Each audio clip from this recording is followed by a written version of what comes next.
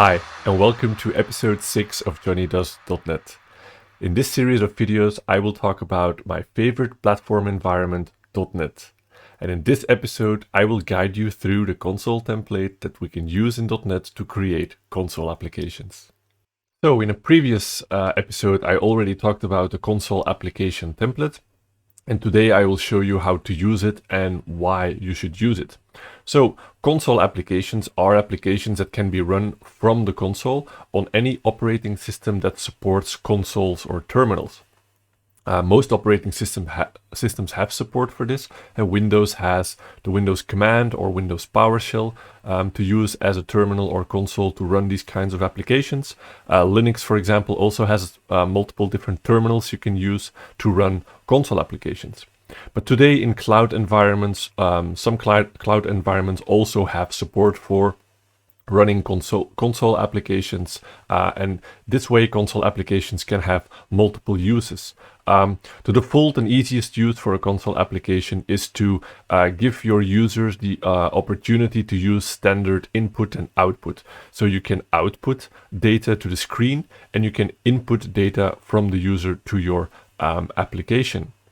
Of course, console applications can also be used in conjunction with software that is able to schedule running your applications or console applications at a very specific time. So you can write a script that should run at a specific time during the day, and then you can use other software to schedule your application, to start your application, basically. This way, console applications can actually do whatever you want, and they are very easy and very simple to create. In modern technologies today, like containers, by using, for example, Docker, this is also used to run console applications. So you can create your console application, put it inside of a Docker container, and run it just as easily. Docker containers are not part of this video today. I will talk about Docker and containerization in an upcoming season of Johnny Does .NET. So let's maybe just start by writing some code to show you what a console application can actually do. So let's go ahead and go to our terminal. I will use a combination of the .NET CLI and Visual Studio Code to write this console application, or to create this console application. So first of all, I'm going to make a directory called my console. I'm going to cd to this my console directory, and inside of this directory I will do a .NET new console. This will create a new .NET project, C# project, based on the console template. So you can see that I have my console C# project file, and I have my program C# source file. Now I'm going to open this folder with the newly created console application inside of Visual Studio Code. So this one lives on my E drive, this folder, then this folder, and then select this folder to open in Visual Studio Code.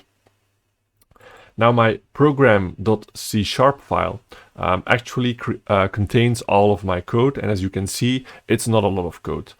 It's just the bare minimum to actually run a console application and to print the text hello world to my console application. So I can use the integrated terminal within Visual Studio Code to use .NET Run to actually run my .NET application. And it will output hello world to the same terminal window, which is exactly what this console application should do.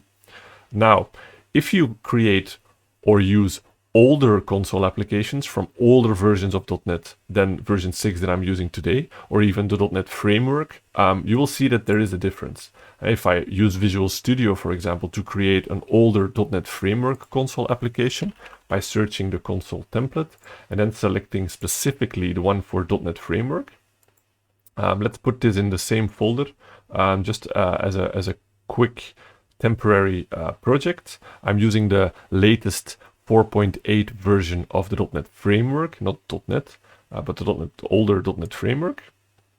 I create this one, and immediately you can see that there's lots more code here. And there's the using statements to import all of the namespaces that we are most likely to use. There's the definition for our current namespace that contains the code that we are writing today. which is the same name as the project for now. Then we have a class called program that is always used as the startup class for your application. And then we have a method called main, which is the method that will be executed automatically when you execute your application. And code inside of this main method will actually run your console application. So we can do the same console write line hello world if we want. Now, an immediate difference is that this contains lots of code that we don't actually need, or at least we need it because it's part of how .NET works and how the runtime works, but we don't need it as a developer. This code is always the same, and we are probably never going to change most of this code.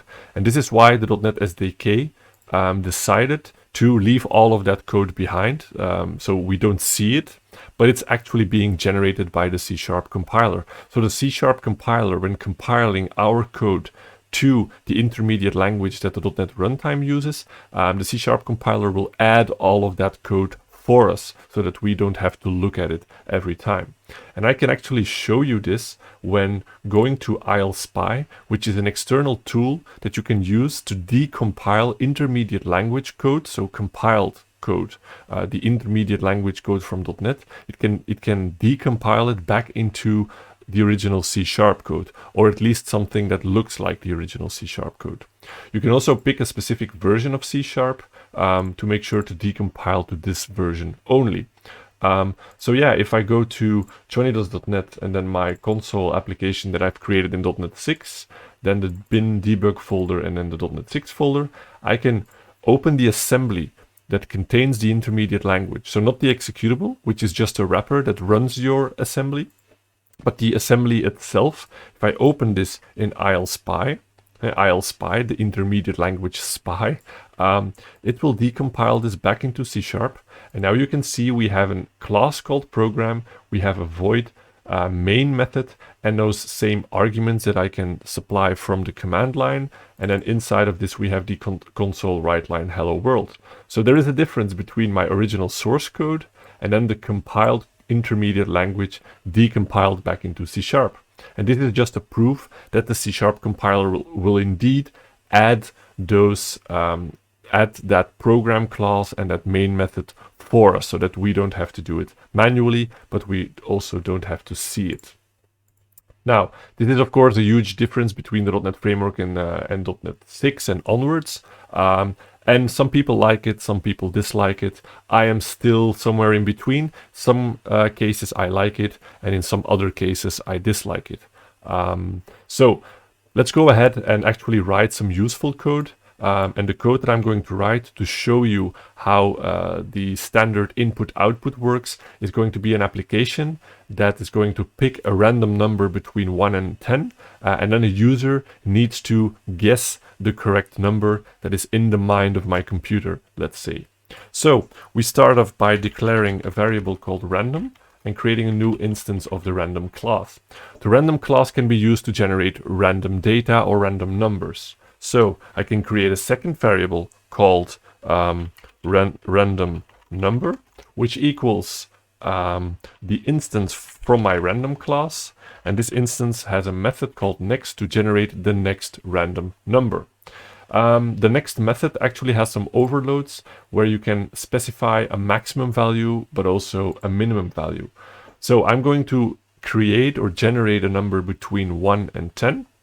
1 and 10 inclusive. So I'm going to pick 1 for the minimum value, and I'm going to pick 11 for the maximum value. Now, if you check the documentation, you can see that the maximum value is the exclusive upper bound of the random number generated. Exclusive upper bound means that the upper bound itself is not included in the actual result set. So that's why I'm picking 11, because I want to generate a number between 1 and 10. 10 included, so 11 will be the excluded upper bound. Now, the user will enter a number, and while the number is not correct, I will just ask the user the same question. What is the random number? Until the user selects the correct number that was generated. So I'm going to create a variable called user choice, and this is going to be 0 by default. Now, while the user's choice is not equal to the random number that is generated.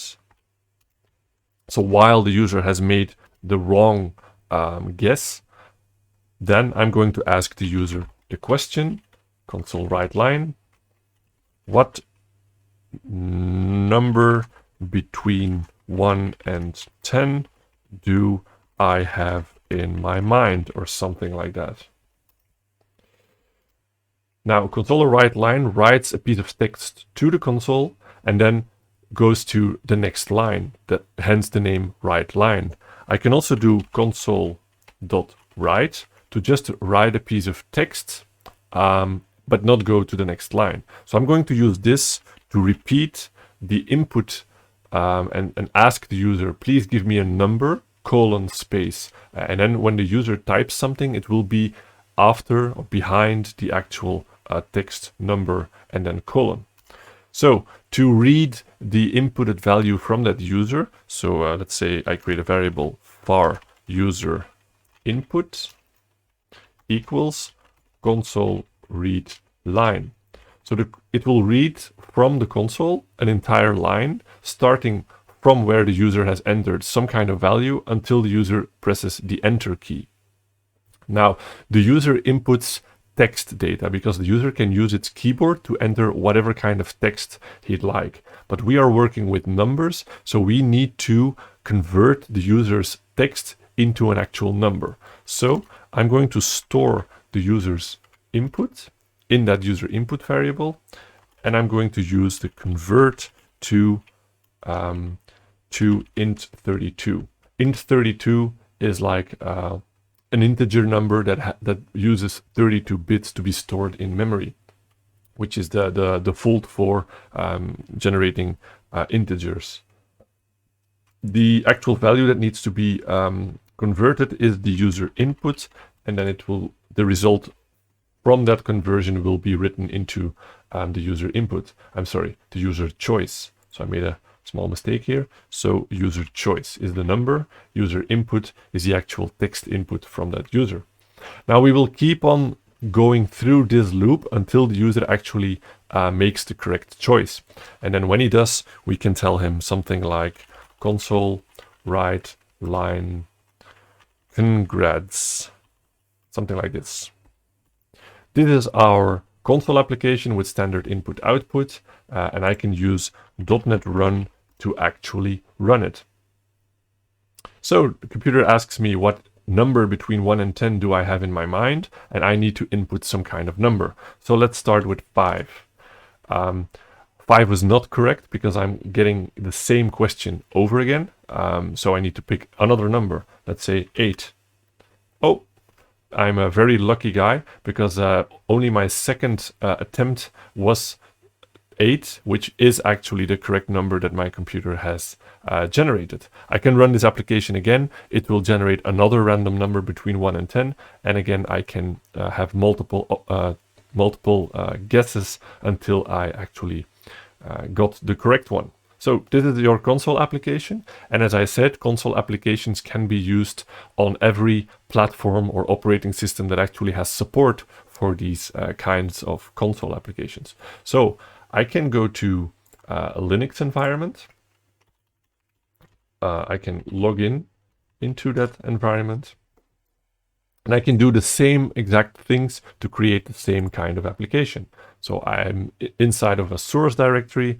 I can make a directory called my console. I can cd inside of this directory. I can use .NET new console to create that new console application based on the console template. I can open it from Visual Studio Code. So open folder, source and my console. Okay. And then I can write the same program. So let's not write it again, but let's just copy paste all of that code.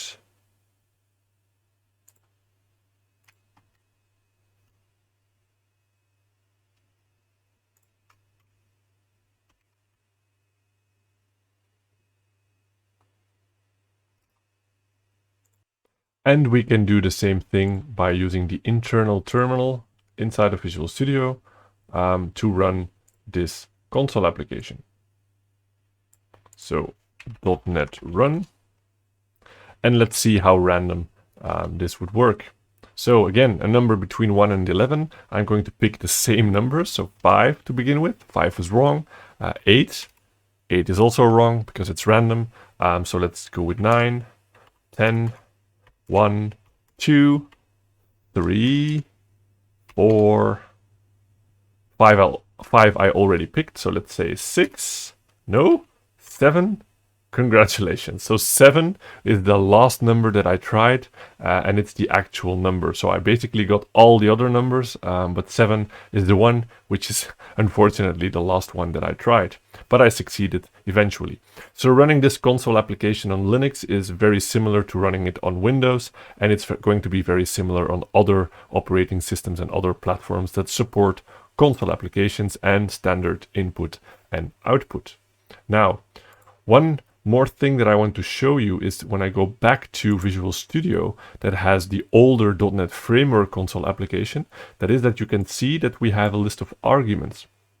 A list of arguments that you can supply when calling this application from the command line. Many of these command line applications have an optional number of arguments. For example, .NET itself, .NET, when we do .NET new is an argument for the .NET console application.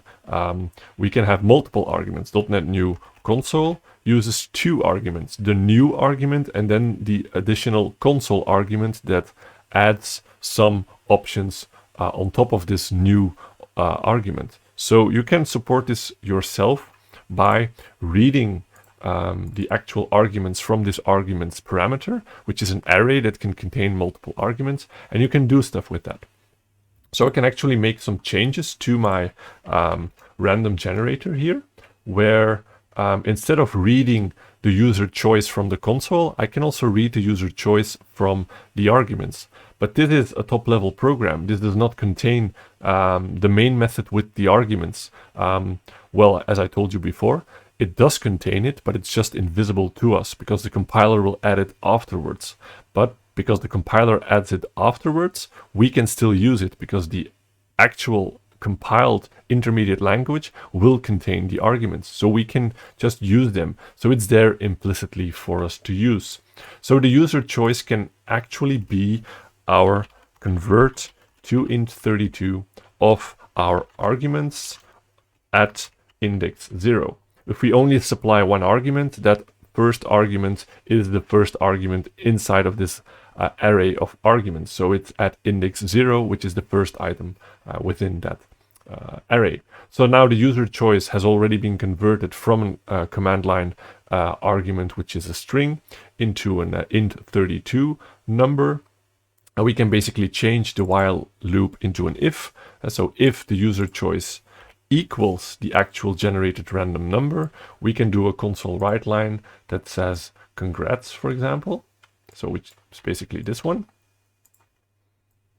In the other case where the user has it wrong, we can do the console write line something like what a shame. There we go. So again, the arguments are valid because they are implicitly there. They're just being added by the compiler. So I can do .NET run and then supply my guess as an additional parameter.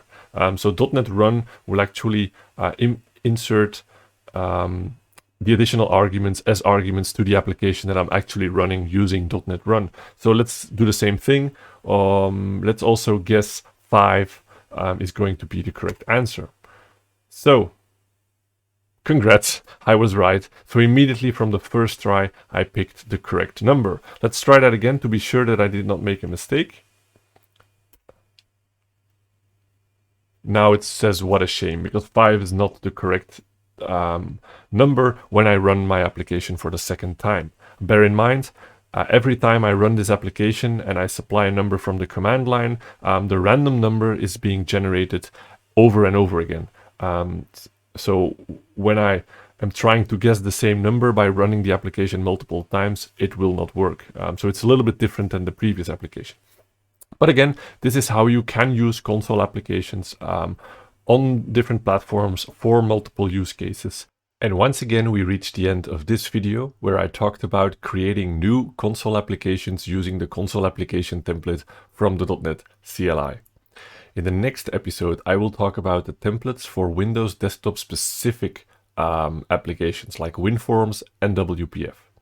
Did you like this video? Please give me a thumbs up. And if you want to be notified of future videos, don't forget to subscribe to my channel, and I'll see you next week.